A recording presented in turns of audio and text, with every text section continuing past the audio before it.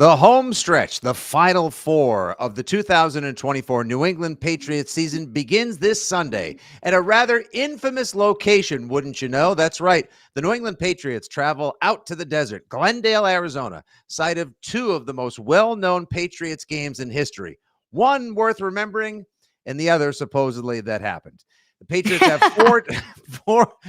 have four chances left on the season to right the ship, prevent Mayo from facing an offseason of scrutiny, prove to people that Elliott Wolf is good at his job, and make sure that they keep the franchise from North Carolina upright on his feet and continuing to develop at a rapid rate. This is a live Six Rings and Football Things preview pod of the New England Patriots taking on the Arizona Cardinals. And joining me today for the first time live on Six Rings is none other than Mego herself, Miss Megan Ottolini, alongside your old pal, Nick Fitzy Stevens. Mego, this is long overdue, and I'm so glad you could make it. Thank you for having me. I'm coming to you from South Boston, and you said Elliott Wolf. I have a little wolf behind me, my Siberian Husky. So if she pops up at any time, just know that I know there is a small wolf in my house. Is Elliott Wolf more capable of actually drafting good players and finding a receiver for the You know Patriots what? than She Elliott Wolf? does. Well, I don't know. She does look suspiciously like a previous drafter, Nike Belichick, who didn't do the best job, as I recall, in that 2020 draft. So No, as a no matter of fact, promises. I know everybody went hyper viral, crushing on Nike the dog back then, and that draft pick. As a matter of fact, I think only really one player from that draft stuck as well. That was Kyle Duggar, and even still, I think his hold on the starting strong safety job is pretty tenuous at best, given how he's kind of overpaid for what he's delivered on this season. But this is not a draft referendum at this point. We've got plenty of time to legislate what the Patriots have done and need to do going forward. This is a preview pod, and we're here to talk about uh, one of our regular viewers and listeners on the show, Jeff Stenberg, wanted you to know he is officially starting a petition to have Mego permanently replace Angry Andy. So you've already made fans in just the first couple of minutes, Mego. Good job. Oh, wonderful. Thank you, Jeff. Yes. All right. So the Pats had the bye. Didn't mean that the Patriots news cycle took a break. Obviously, you had over the week. Let's see. We had Cole Strange officially returning. He should be in the lineup this coming Sunday. The Patriots finally bid farewell to KJ Osborne. He latches on with your Washington Commanders. Joey Sly, who's 27th in field goal accuracy in the league, unfortunately, this year. They bring in John Parker Romo, who had a stint with the Vikings this year, to challenge him for the kicking job. There's comings and goings. This is like business as usual for the Patriots now, is constantly having to keep your head on a swivel because somebody else may be taking your job. No one's really doing a great job. And it feels like a perennial audition for every single job on the team, Mego, save for quarterback. And now there's four more chances for people to basically prove they belong on the team, aside from Drake May and Christian Gonzalez next season. Absolutely. I think it was really interesting at the beginning of the week. Coming back from the bye, they had this availability that they don't usually hold on Mondays with the players in person. And Austin Hooper talked a lot about what's at stake for the last 4 games of the season. And what he really talked about was professionalism, saying like guys can decide at this point in the season if they're planning out their all inclusive to Cancun or if they're going to be planning out their game week. And that's kind of an individual decision that everybody needs to make to prove that they're a grown up in this league and prove for themselves. And I honestly like it's a very insightful remark from Austin Hooper, who's somebody who I've come to really enjoy talking to over this season in the locker room. But it also doesn't really speak well of the stakes of individuals on the team outside of Drake May. You're at a point where it's like, your prove it moment is that you're going to be professional and take this seriously and remain competitive down the stretch. I know there's a side of this that's human nature that we talk about in sports, but it's just there's something about that leaves a little bit of a bad taste in my mouth. But at the same time, he is like the quintessence of like professional journeyman too. He's played for 5-6 different teams. He's only on a 1-year deal. I've previously highlighted that Austin Hooper would be one of the people that who has actually done a good enough job this year to prove to me that he's worth bringing back next year. And I would maybe offer him as you look to develop somebody behind Hunter Henry and hopefully Austin Hooper. at the tight end position. I might offer him a 2-year deal that's a bit more front loaded just to see if you can get one more quality season out of him, because he's tied for the team lead in touchdowns with I know. 3, which is hardly the most glorious stat, but he literally goes out there and does his job. And He has nice makeup too. I think that he has the right approach, he has the right attitude, and that's not the easiest thing to have when you're on a 1-year contract with a team in the state that they're in. right.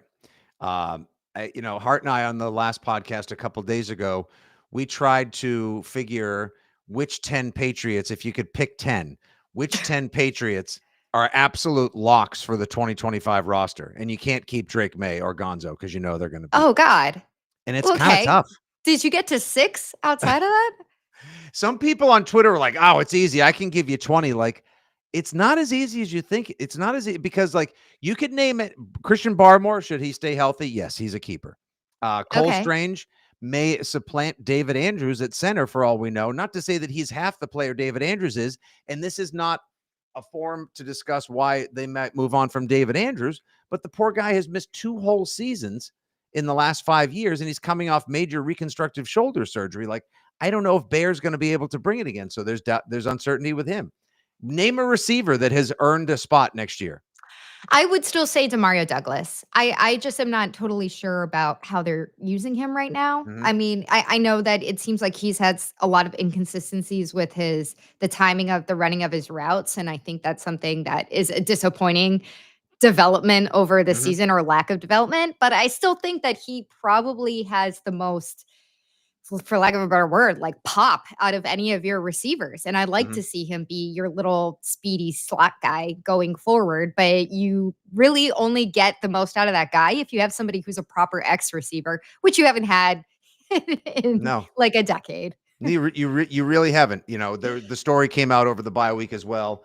I think it was a Chad Graff in the Athletic that said the Patriots are gonna refuse to be outbid for T. Higgins, which I'm sure T. Higgins' agent loved to hear as well. There'll be a lot of teams that'll be bidding for his services. It's going to be up to him if he wants to try to push it, to whatever realm of Juan Soto-esque money he thinks he can get, and it's probably going to be premium dollar, and he'll get wildly overpaid. But that's because the Pats can't draft a receiver to save their lives. To me, these final 4 games, you talk about Austin Hooper, not checking into the all-inclusive, not getting out the golf clubs, but rather showing up and doing his job because he's a professional and gets paid to be as much. Guys like, to me, nobody has more to prove than Jalen Polk. Like, Mm. there's been so much made of the fact that you can see that he's making mental errors, that he's thinking, he's not playing. This is a great stretch for him. Curran said on the radio the other day, I asked him a similar question, like, who would you like to see over the final 4 games show you something besides Drake May? And he said, Jalen Polk. Can we just get can you get 4 catches for 40 yards? Like, just let's do Yeah. baby steps. That would be a huge win for him. If he has 15 catches to 20 catches over the final 4 games for a couple hundred yards and maybe 1 touchdown, it might be, hey, the kid finally got out of his head and got back into his playbook, and he's turning his own proverbial ship around. It's guys like that I need to see something from the rest of the way. It's very disappointing with Jalen Polk. He's 202nd in receiving yards in the entire league. It is 202nd. I actually went through every single receiver in the league because I wrote about the rookie receivers a couple days ago, or might have been yesterday, for WEEI.com. And I went through and I had to keep going through and being like, okay, am I on the proper group of 25 in the NFL? Yes, I am now at 202nd. That's where Jalen Polk is. And for me, I know we make so much out of the drops, but what's also scary is, again, this thing that's going on with all of the receivers, which is the spacing. And that can't be something that's coached at this point. Like, I don't understand how you're in the 13th week and you have Jalen Polk, or the 12th week, whatever that game was. You have Jalen Polk essentially 2 feet behind Austin Hooper in the end zone with his hands out, thinking that he's the guy who's supposed to be on that route, or just freelancing because he sees the ball being released from Drake May's hands, so thinking that he's just going to make something happen. Like, that's some of the inconsistencies that go beyond the mental thing of just dropping the ball, where I go, where is this coming from? Like, now we're just kind of spinning out of control with somebody like Jalen Polk. Yeah, like that was a big issue. I remember Dan Orlovsky made a big deal about the Matt Patricia offense, highlighting the spacing issues consistently throughout the season. And now you have to wonder, A, do we all owe Matt Patricia an apology for how that fact that offense has lapped the last two offenses of the Patriots? Although this offense, Alex Van Pelt, starting to build a little positive momentum, like on the needle of you got to go, or maybe you'll be back. Maybe we'll keep you around in town. I think Van Pelt is more keep you around as opposed to kick rocks without socks. I I think do he's gonna, too. I do too. I think some of it, sorry, Fitzy, is just yeah, a little please. bit about the availability of institutional knowledge that you can put around Rod Mayo.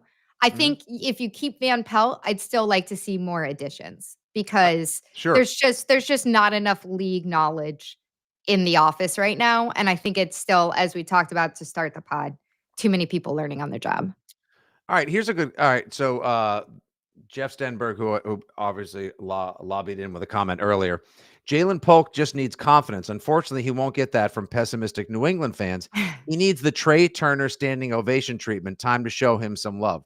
Listen, he'll probably get a Bronx cheer to Jeff and all Pats fans at the next home game if he were to make a big catch. But after that, like, just go out and perform. Don't do less. Do less talking on social media. Do less chirping at the locker. Say less, fam. When it comes to your coach, your positional coaches, and in the media, just go do your talking on the field. That's all people want to see. This is a blue collar sports crowd. They just want to see hard work and results. That's it. Make them proud doing a job like that, as opposed to these bizarre IG stories that he puts up all the time. Like, I don't want to have to decipher anything. You just go decipher the soft spot in the Tampa 2 and catch the ball when Drake May delivers it to you.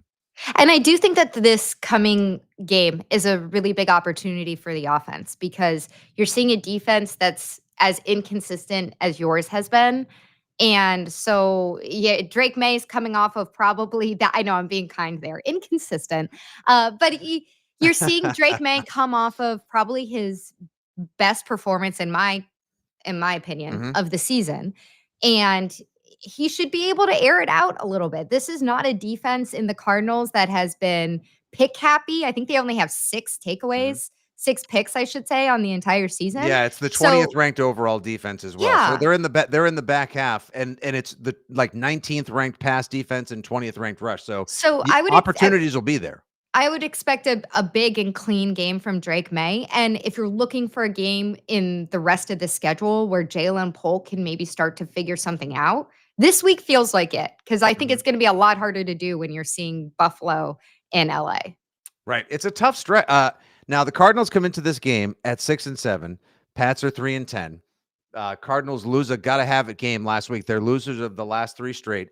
They have a gotta have it game at home against the now NFC West division leading Seattle Seahawks. Although I still think the Rams are going to win that division because they've Mm. won 7 of their last 9.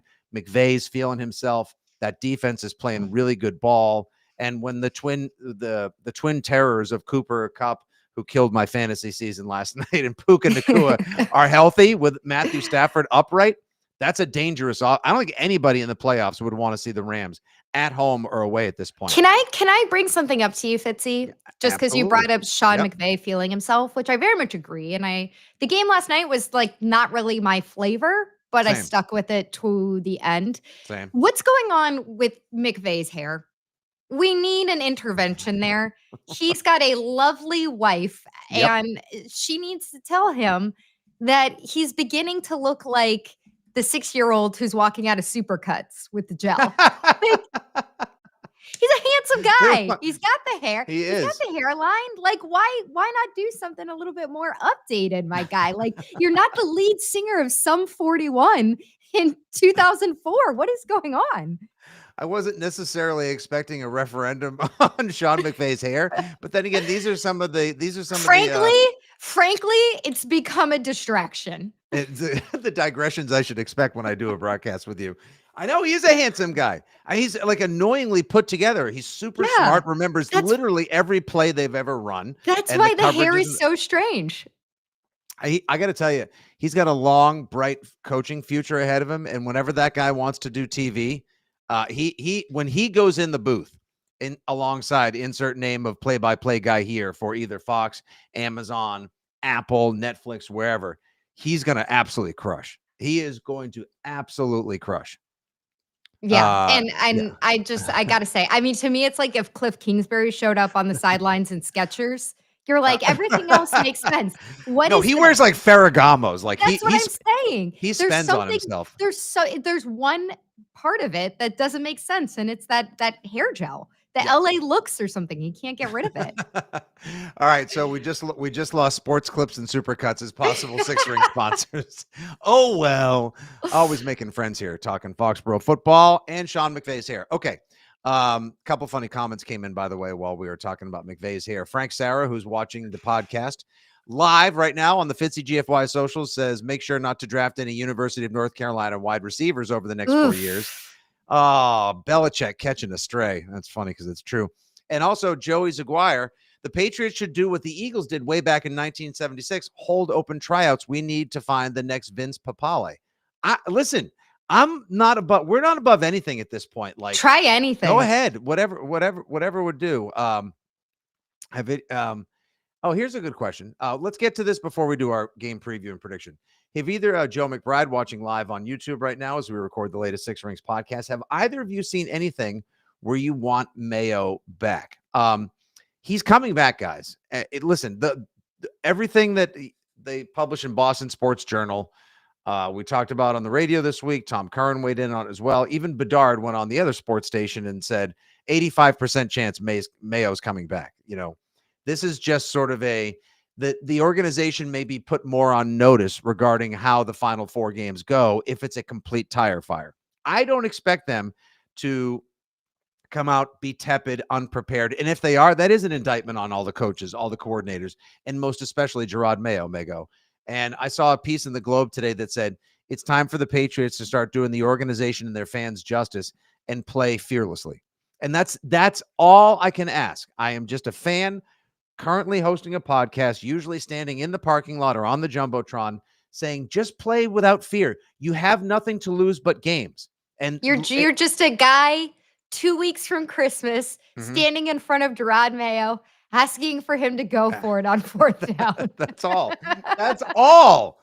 Honestly. I agree. I think it's really frustrating because Gerard does coach in a very safe manner. And it's almost like, do you understand what you have at quarterback? And I think it even goes back to the decision that they made to hold Drake for 5+ weeks from starting was a safe decision. And maybe it was the right one because he looks great now. So maybe he would have been a total mess if you threw him in there in week 2 or 3. Who knows? Maybe you would have a better record at this point and he would be further along. There's no way to know. But I agree with you. Is there anything that I see that makes me definitely want Gerard back?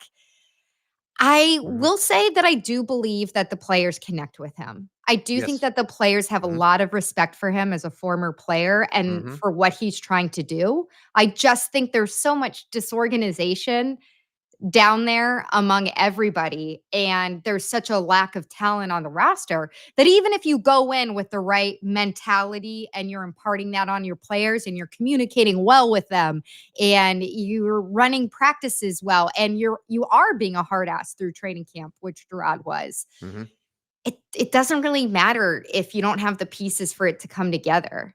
And I think that's why he keeps saying the phrase winning fixes everything, which is true. It is. Like, in a way, I think it is taking the heat off himself a little bit of like, well, I don't really have the pieces to win right now, which again is true.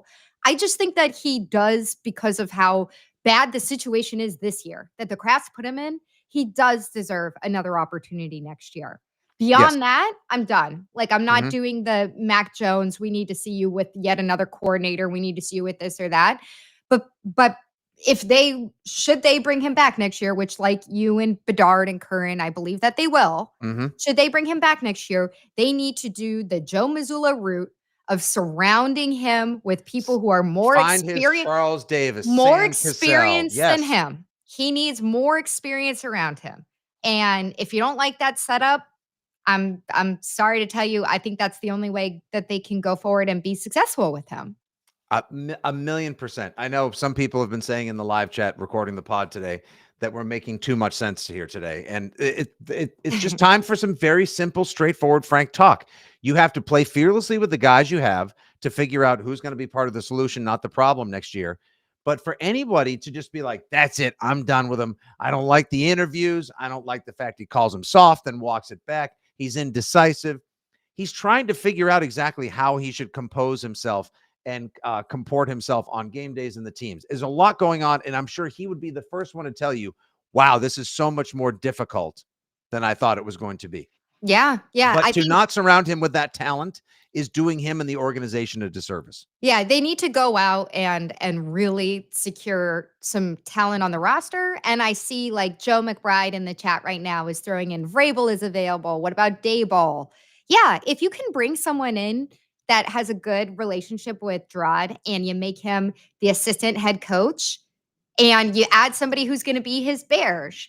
And I know that there's people in the operation who are doing some versions of these jobs. Yeah, But Evan somebody Rothstein is his Ernie Adams. Ernie Adams. I mean, any head coach needs a ton of support around them. And for a rookie head coach like him, I think he just needs that much more. Yeah, Pat Stats watching live on YouTube right now. Kraft will allocate an enormous amount of cash to ensure Mayo's successful players, coaches, front office. He doesn't want to be wrong here. No lies detected in that comment. I agree. They do not want the egg on their face. There were stories about some of the organization weren't as high on him. This is a Robert choice. And as Robert continues to try to rewrite a little history or make sure that, his stamp is on things and not just the stamp of Brady or Belichick or others, and vie for the Hall of Fame while he's alive, you're damn right he's going to want to do everything he can to make sure that the Gerard Mayo pick works out. So here's 4 games to build some confidence from the players in potential free agents, people that they draft, and most importantly, your fans. So Sunday, 4:25 in the PM Eastern Standard Time on the Tiffany Network, the central broadcasting system. You have Tom McCarthy, Jay Feely, and Ross Tucker himself on the broadcast. Oh, okay, friend of WEEI, Ross Tucker. That's right. He knows his good beers and barbecue like a former player should. They really just keep throwing all the A teams at the Patriots, Mego. Each and every. I mean, if it's not Spiro Ditas, it's Tom McCarthy, it's Chris Myers, it's they're going to go the whole rookie Gerard Mayo year without having Tom Brady call a game. Isn't that crazy? It is. They're literally just not up to par for Brady to be in the booth. That is so that in itself is got to be something that just really pisses off the Crafts, and they can't unveil the statue because he's not going to come to town. No, it's getting pushed to 2025 now because they're not going to get Brady on the broadcast.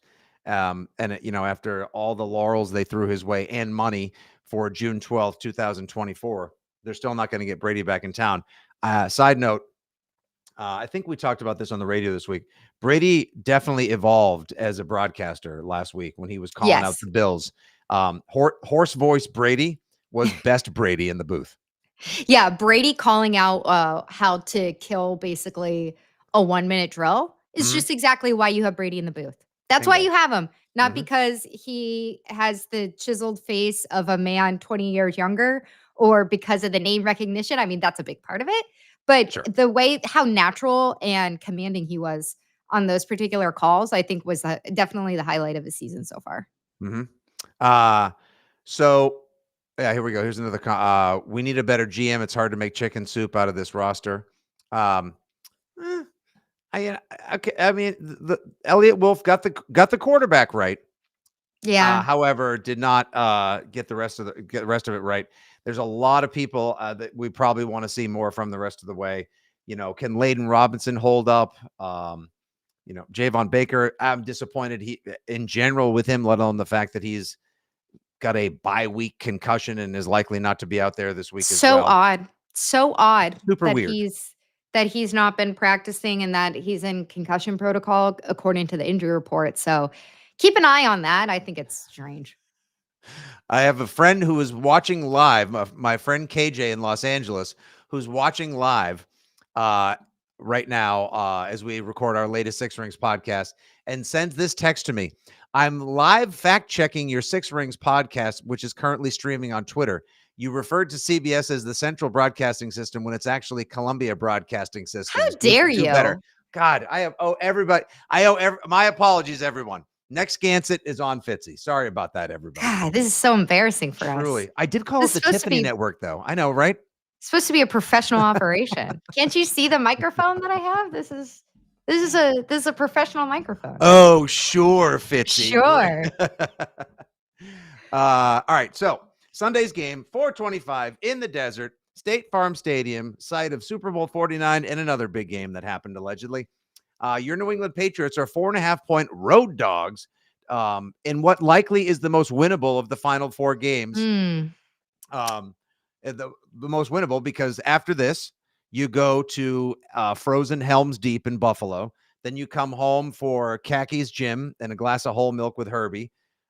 Chargers Patriots on the 29th, although it may get moved to the 28th still. We'll see if that gets flexed over. And then you wrap the season next year against Buffalo. And who knows if Buffalo is playing for very much in that Yeah, game so because they that could could have be a the turf winnable reset. game. That It could last be. one. I would say this is definitely the most winnable of the games. It's an over-under of 46.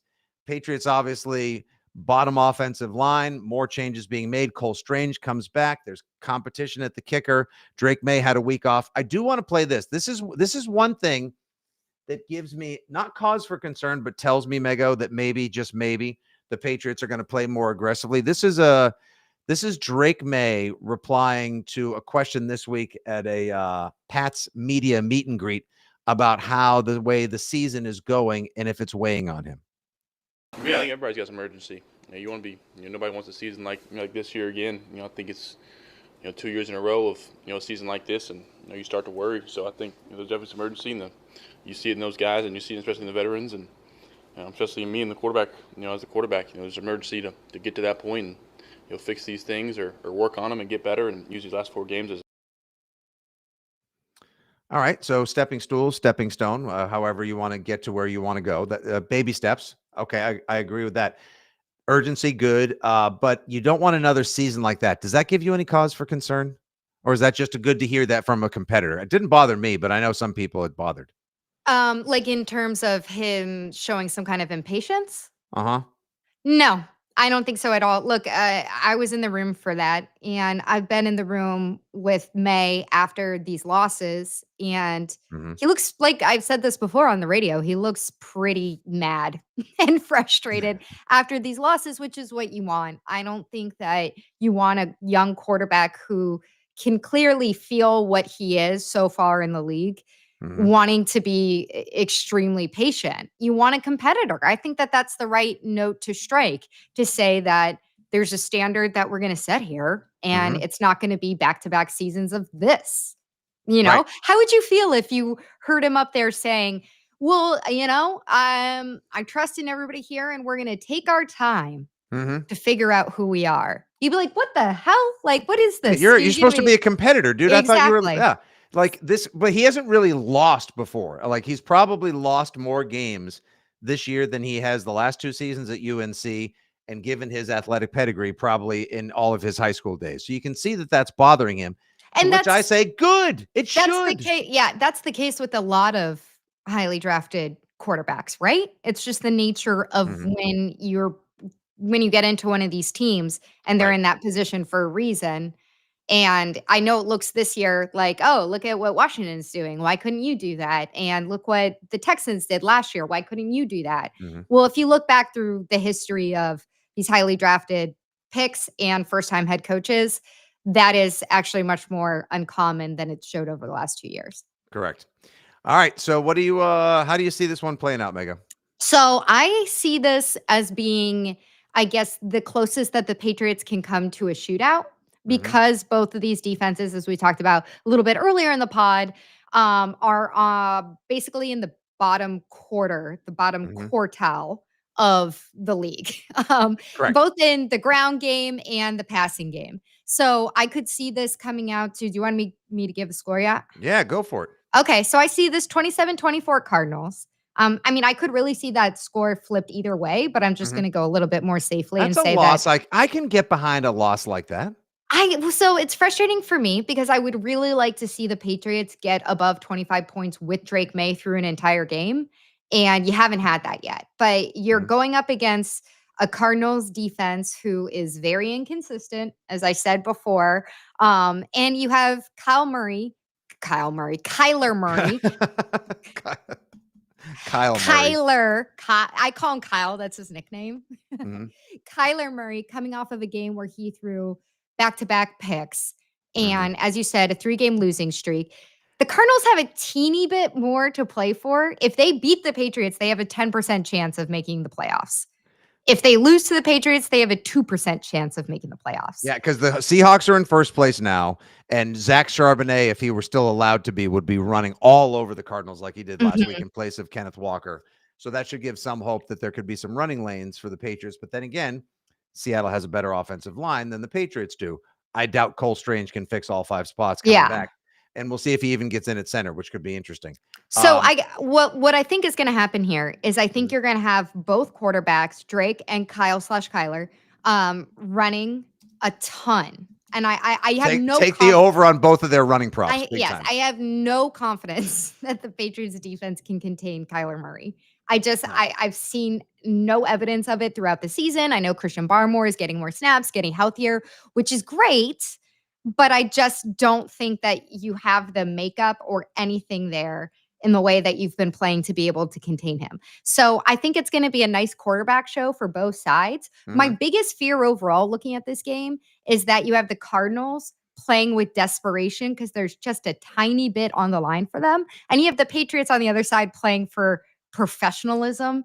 Mhm. And that just Right. doesn't really drive you Or to an or upset. jobs. Or I mean, Yeah. when you look at what the Patriots have to contend with as well, who do you put on Trey McBride, who technically is their best pass catcher? Now, Marvin Harrison Jr. should be, but he hasn't had the rookie year yet that we Trey thought he would. McBride is quite underrated. Very underrated. So do you lock him now? Do you double him and then put Gonzo on? Are you going to play a zone? You put Gonzo individually on Marvin Harrison. Do you put Gonzo on Trey McBride, double Marvin Harrison, or assign him maybe Alex Austin, which is a tall task? But he's been pretty good. I think he's actually lobbying to get some time in place of a John Jones next year. Should John Jones sign somewhere else? Uh, Mhm. it's tough. James Conner, speaking of underrated, super underrated running back. Somehow that guy finds the end zone double digits every year. I always just sort of thought he was a Steeler for life. Turns out he's a really good professional running back. So Cardinals can score with the best of them as well. And I agree. I'm way in on the rushing props for both quarterbacks. Just for the hell of it, I'm just because I want a take that I can mock on the post-game show Sunday, and we will be live on WEEI 7:30 when the game is over. I'll take the over and Pats on the money line. I don't know. Oh, Give me, you know what? How about this? I'll even set it up like this. Give me okay. Joey Sly this time hitting the 68-yard field goal Oh my indoors. God.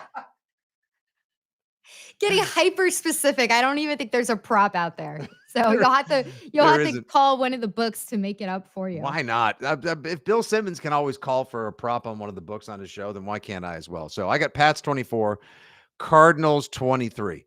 I think it's going to be. Okay. I think it's actually going to be a fun watch. I think I do too. this should be a fun game to watch. I think, it's going to be just an offensively dominated game. I'm not sure Mhm. that the defenses are going to be able to stop very much on either side because, like I said, they're pretty similar. Mhm. I think what I'm really looking forward to is one, hopefully, there being more of a split duo of Ramondre Stevenson and Antonio Gibson making up a lot of the ground game. And I think this is a defense that they'll be able to run on. And I like Antonio Gibson. I think that I would actually like to see him Mhm. be a little bit of like, Split I him don't out know. wide. Let's flex him. Yeah, Let's get flex him him out. or just like a couple little crack tosses and get him Mhm. out there because I think that's kind of where he moves best in space and where you see some Right. of his like fun spin moves that he unlocks at times. This is Um, where Ramondre does his best work. Antonio Gibson does his best work out there. That's why I'm saying I'd split him out wide, put him in motion. You say a crack toss, just something. He's great with like screen passes when he's in space. yeah. He's far more dangerous. Yeah, and so I'd like to see a little bit of that, and then, of course, the biggest thing coming off of the, Colts game, they gotta execute in the red zone without penalties. That going 2 for 6, just incredibly, incredibly frustrating, and I think that if you can go do anything better than that, show that you have any progress there, and maybe utilize somebody like Hunter Henry, who I've talked about this a million times, back in 2021 was your biggest red zone weapon when he was with Right. Mac Jones, and for whatever reason has just completely vanished from that area, and know. it's frustrating. Yeah, and Hunter Henry is definitely one of the 10 I would keep next year. Talk about professionalism and somebody who on a regular basis can be counted on to do his job. Mhm. Big fan. You know what? We'll end on this. Wouldn't it be nice? Gonzo with an interception at the 2-yard line for the win. That would be a most appropriate finish given the venue of this Sunday's football Be a game. Yeah, long and long sprint for him. Is that a pick 6 or just a pick? just picks it at the end of the game Okay, I was gonna say with that's the a Cards long going return. for the win. I'd be okay with him picking it off just Gonzo, anywhere on the go! field running back. You know what? And you know what, Steve Tower? Yes, let's open up the playbook. Why not? Let's see what the current players can do. I couldn't agree more. All right, there we go. That has been your most recent 6 Rings in Football Things. What an absolute honor and delight to have the legend of Mego, Miss Megan Onalini, who you can follow on the Twitter platform at Megan_Onalini. Have you blue skied it yet? I have. So I'm just Meg 0 on there. So it's like Mego. You're What? Meg Zero. I Meg love it. 0. Okay.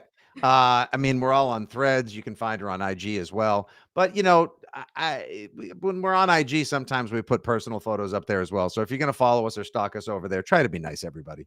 Yes, I have Christmas trees. Yes, I have kids. Yes, I have hopes and dreams too.